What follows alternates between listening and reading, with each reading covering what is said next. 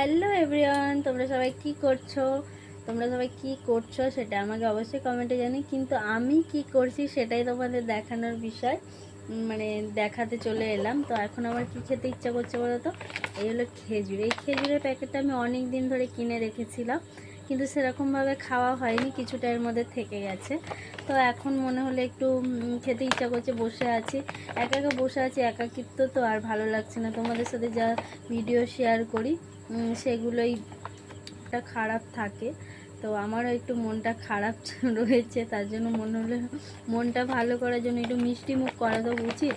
তো দেখো এই খেজুরটা, কিন্তু এই প্যাকেটের খেজুরটা সত্যি খুবই ভালো, আমি খেয়েছি।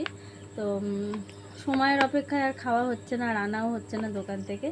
তো আমি যেটুকুনি ছিল সেটুকুনি মানে বলি যে খাই, আর তোমাদেরকে একটা খেজুরের নিয়ে একটা প্রবাদ তোমাদেরকে শোনাবো। তাই এই যে খেজুরটা দেখতে পাচ্ছ, তো খেজুরটা আগে খেয়ে নিই। দাঁড়াও,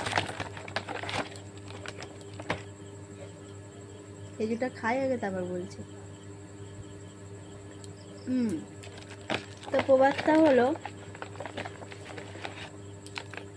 মনে নেই কবে খেয়েছি শেষ খেজুর, এতে যেমন মিষ্টি আর তেমন সুস্বাদু। দেখতে দেখো বাইরে থেকে শুকনো, কিন্তু ভিতর থেকে মস্তিতে চুরচুর, যেন চিনি মাখানো, দেখতে লাল।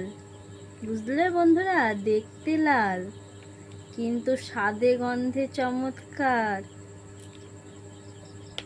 যেন মনে হয় রুক্ষ মরুভূমির ফল। এটা কিন্তু দারুণ শুকনো ফলের পথ, বুঝেছো বন্ধুরা?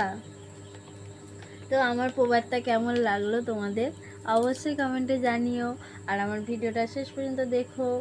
আর যারা যারা আমার ভিডিওটা দেখছো শেষ পর্যন্ত, তাদের জন্য অসংখ্য ধন্যবাদ। তো টাটা সবাইকে, তোমরা সুস্থ থেকো, ভালো থেকো।